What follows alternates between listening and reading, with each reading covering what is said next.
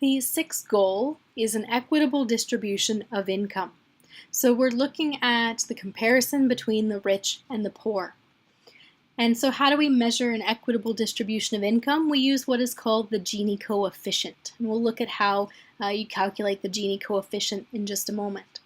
Well, how do you get a more equitable distribution of income? To get a more equitable distribution of income, you need to take from the rich and give to the poor. And so how do we do that? Well, we have social welfare programs and taxation.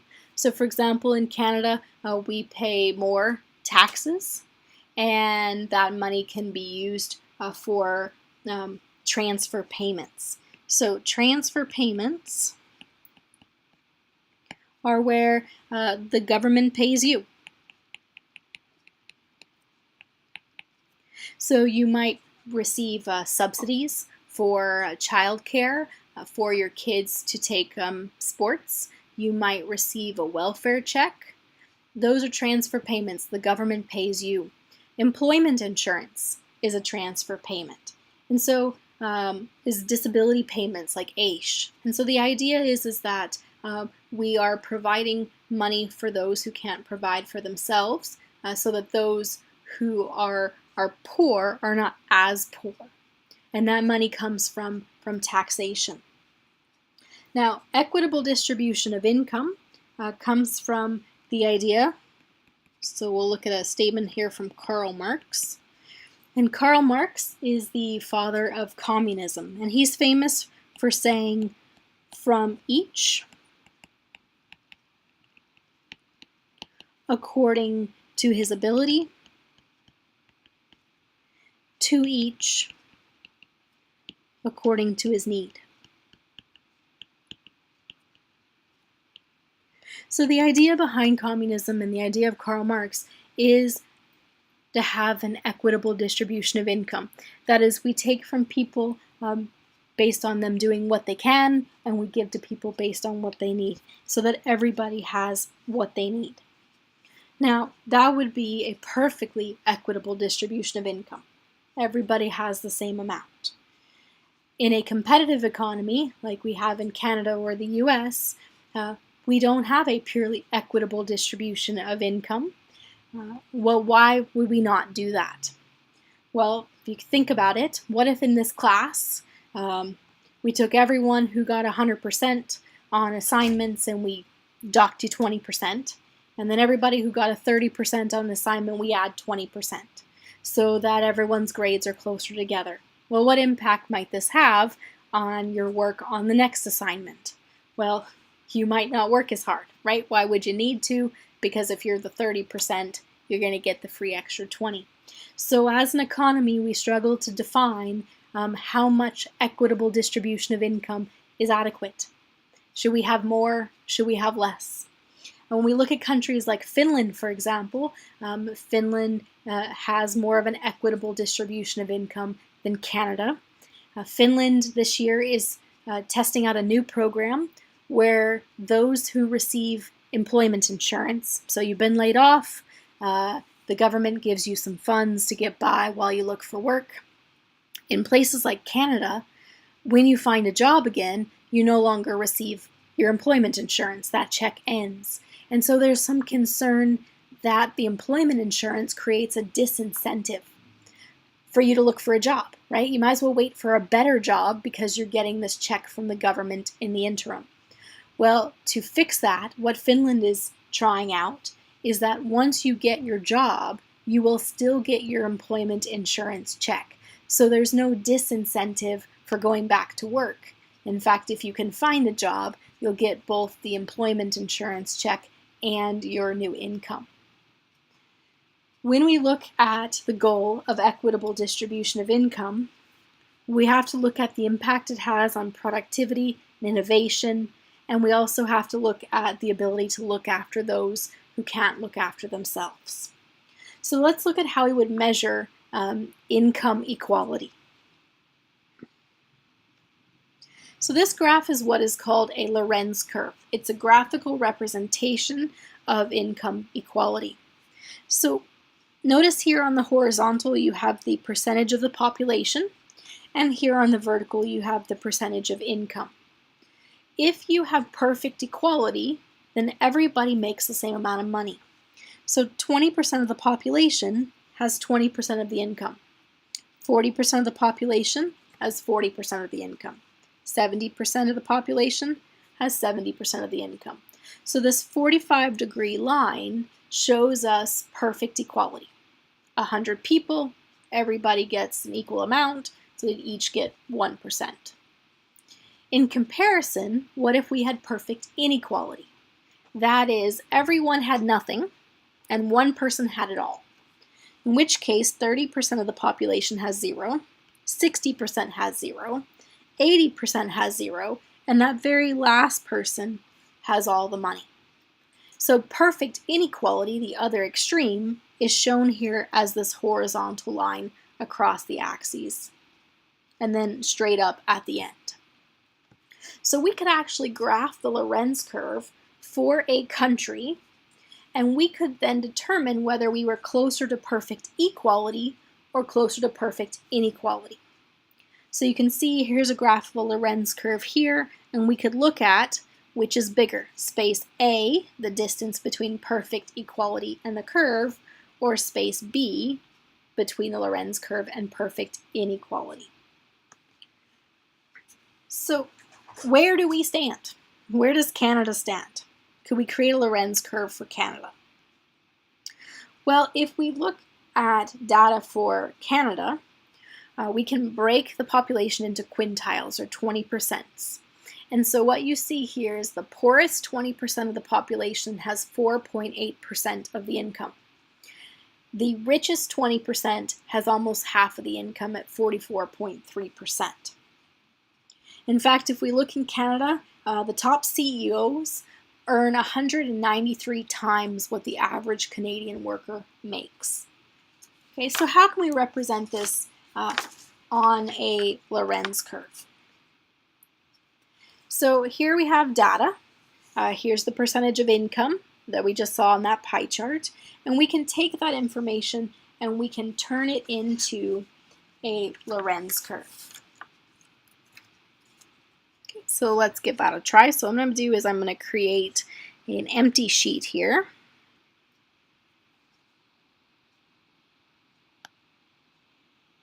So give me a new blank page. Alright, so on this blank page, I'm going to graph my Lorenz curve. And so here on the bottom,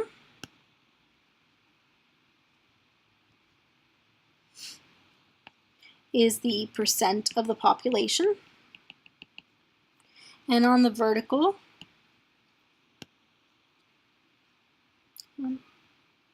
my graph keeps disappearing here. Let's try this again. All right, on the vertical, we have percentage of income, and that's going to go from 0 to 100, and we'll do it in increments, 20, 40, 60, 100.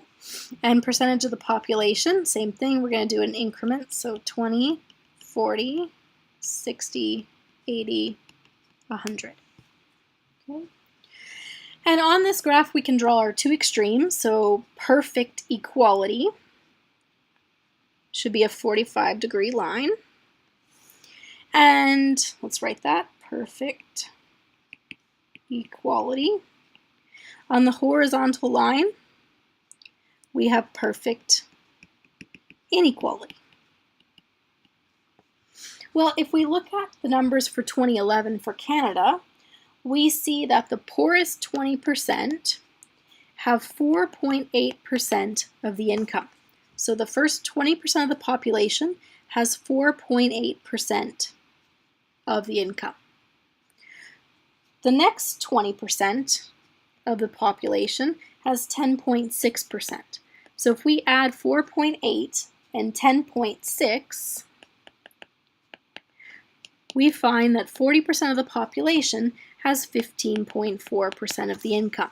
So we go over to 40% of the population, and they have 15.4% of the income.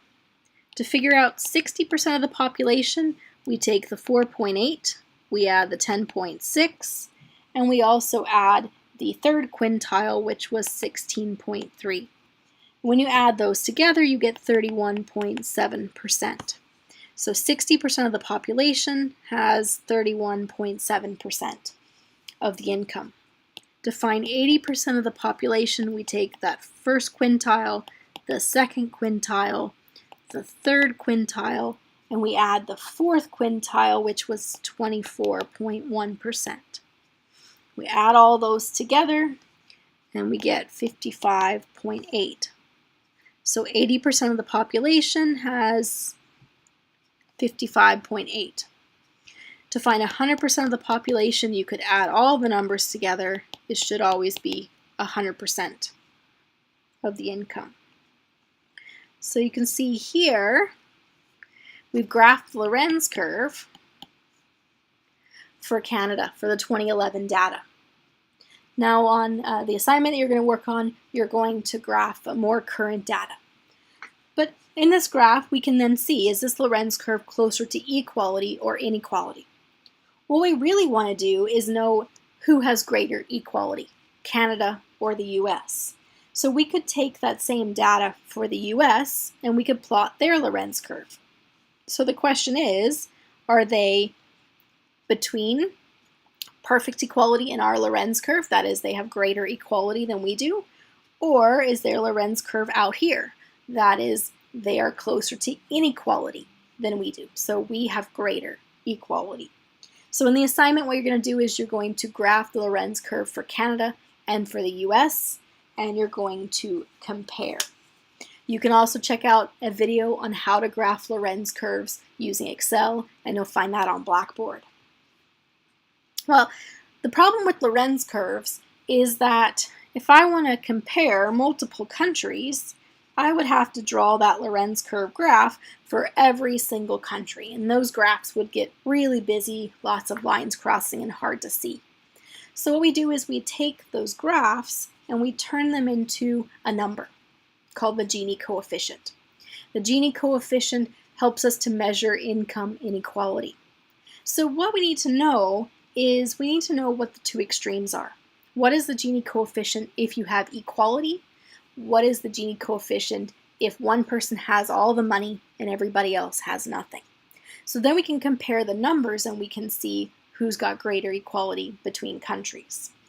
Now the Gini coefficient is actually found by finding the area under the curve, which is calculus, so we're not going to do that.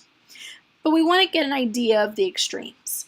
So notice here on the graph we have the area called A and we have the area called B. So A is the area between your curve and perfect equality. B is the area between your curve and perfect inequality. So what if you had perfect equality? So your Lorenz curve then is on this 45-degree line. So the Gini coefficient for perfect equality would be found by taking the area A divided by A plus B. Well, if your line is on the perfect equality line, then A doesn't exist. There is no area A, so we put 0. And B, which is the area between your Lorenz curve and perfect equality, would actually be half of this entire square. So let's put 0 plus 0.5. Right? Because it would be this whole area, both the yellowish color and the green color you see on this graph would all become the area between the curve and perfect equality. So what is 0 divided by 0 plus 0.5? Well, that's 0 divided by 0.5, which is 0. So if you have perfect equality, if everybody makes the exact same amount of money, your Gini coefficient will be 0. What if you have perfect inequality? So one person makes all the money. Well, then your Lorenz curve is down here on the horizontal line. In which case, half of this entire square is going to be your A area, the area between your curve down here and perfect equality. So we have 0.5 as our A, and then B, which is the space between your curve and perfect inequality, B doesn't exist, right? Because you are already on the perfect inequality line. So area B is 0. Well, so that gives us 0.5 divided by 0.5, which is 1. So if you have perfect inequality, if one person has all the money, then your Gini coefficient is 1. So Gini coefficients range between 0 and 1. So we can now look at countries' Gini coefficients and see if we are closer to equality or inequality. So the Gini coefficient in 2010 for Canada was a 0.395. So what does that tell us about Canada? Are we closer to equality or inequality? Well, it tells us we're closer to equality. Now, some reports about Gini coefficients will take this 0.395 and turn it into a 39.5, which means the Gini coefficients will range from 0 to 100. And that's simply because they don't like dealing with decimal points and they want to make the numbers easier to read. So if you see numbers bigger than 1, it's because they've multiplied everything by 100. So where do we currently stand? Well, in 2010, you can see that our Gini coefficient was 0.395, and you can also see the Gini coefficients for multiple provinces.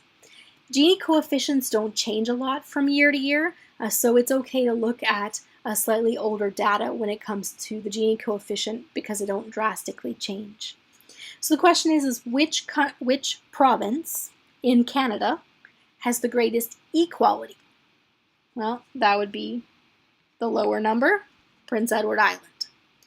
Which province has the greatest inequality? Well, that would be BC. So higher numbers, greater inequality.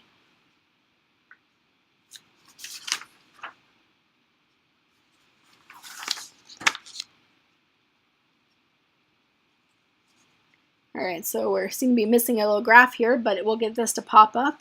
And in a moment, what we'll do is we'll show you a comparison across the world in terms of that equitable distribution of income.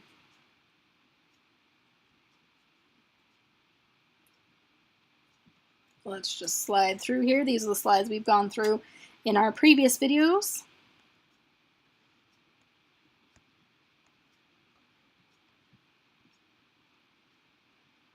So quick recap. You slide through them very quickly.